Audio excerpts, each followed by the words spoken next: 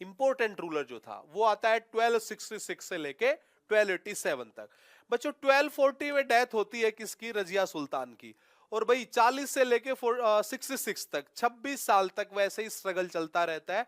तो बहुत ज्यादा ना कोई एक्सपेंशन होता है, ना स्टेट के मैटर में कोई अच्छा सा काम हो पाता है। तो भाई उसके बाद एक इंपॉर्टेंट रूलर आता है, उसका नाम था गयासुद्दीन बलबन। अब ये क्या था बच्चा, ये भी इल्तुतमिश का ही स्लेव था। देखो भाई ये क्या करता है, ये क्या था, इल्तुतमिश का ही एक स्लेव था। और बच्चों आपको ध्यान होगा इल्तुतमिश ने 40 कैपेबल पावरफुल लोगों की, इंटेलिजेंट लोगों की एक कमेटी बनाई थी जिसका नाम था तुर्कान ए चहलगामी। तो भाई ये क्या था, उस तुर्कान ए चहलगामी का ही मेंबर था पहले, उस चालीसा दल का क्या था, ये मेंबर था। और भाई इसने क्या किया बच्चा, स्टार्टेड सजदा एंड पैबोश। इसने भाई यहाँ पे पर्शियन जो ट्रेडिशन थे उस वो सजदा और पैबोस, इसमें भाई सजदा करते हैं और पैबोस में बिल्कुल वो लेट जाते हैं, ठीक है। तो ऐसा करके इसने ट्रेडिशंस क्या किए, वो इसने स्टार्ट किए भाई कहां पे, इंडिया में भी, दिल्ली में भी। He was decorated his court with Irani traditions. और भाई उसने क्या किया, अपने कोर्ट को जो ईरानी या फिर पर्शियन जिनको ट्रेडिशंस कहें, परंपराएं कहें, उससे क्या किया, डेकोरेट किया। अब बच्चों बात करते हैं, he was rigid, most rigid सुल्तान। और ये बहुत ही रिजिड था, बहुत ही सख्त था, बहुत ही क्रूर था।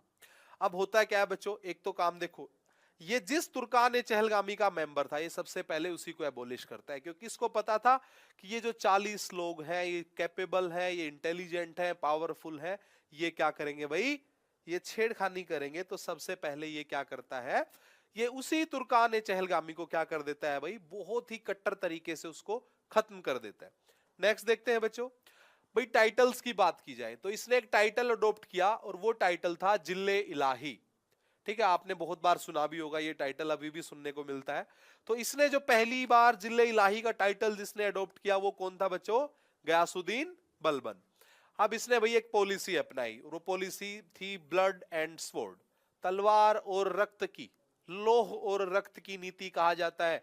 जो अगर इसकी बात सुन रहा है तो ठीक है, अदरवाइज क्या भाई, उसको खल्लास कर देगा, ये उसकी गर्दन काट देगा, उसको सप्रेस कर देगा, उसका दमन कर देगा।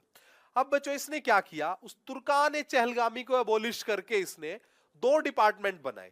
और वो 2 डिपार्टमेंट क्या थे, एक डिपार्टमेंट था दीवान ए अर्ज। बार बार पूछा जाता है बच्चों, बार बार पूछा जाता है दीवान ए अर्ज। जो ये दीवान ए अर्ज था ये क्या था, आर्मी डिपार्टमेंट था, ठीक है। और बच्चों इस दीवान ए अर्ज का जो चीफ होता था उसका नाम था इमाद उल मुल्क। क्या नाम होता था उसका, इमाद उल मुल्क। मतलब आज जैसे हमारे इधर भाई आर्मी के जो हेड होते हैं उनका नाम जनरल, उनका जो रैंक का नाम होता है जनरल होता है, तो ऐसे ही इसका जो आर्मी डिपार्टमेंट था उसका नाम था दीवान ए अरीज, और उसका जो हेड था उसका नाम था भाई इमाद उल मुल्क।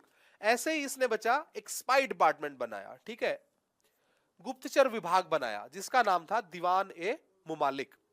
क्या नाम था भाई, दीवान ए मुमालिक। और उसका जो हेड होता था भाई उसका नाम इसने रखा बरीद, जिसको इंटेलिजेंस ऑफिसर, जो सबसे बड़ा इंटेलिजेंस ऑफिसर था उसको कहा जाता था भाई बरीद। और बच्चों 1287 में इसकी क्या हो जाती है, डेथ हो जाती है भाई। 1287 में इसकी क्या हो जाती है, डेथ हो जाती है। और इसकी डेथ के बाद छोटे छोटे ऐसे ही 2-3 साल तक इनके रूलर्स रहते हैं, लेकिन वो बहुत ज्यादा इंपॉर्टेंट नहीं है, तो उनको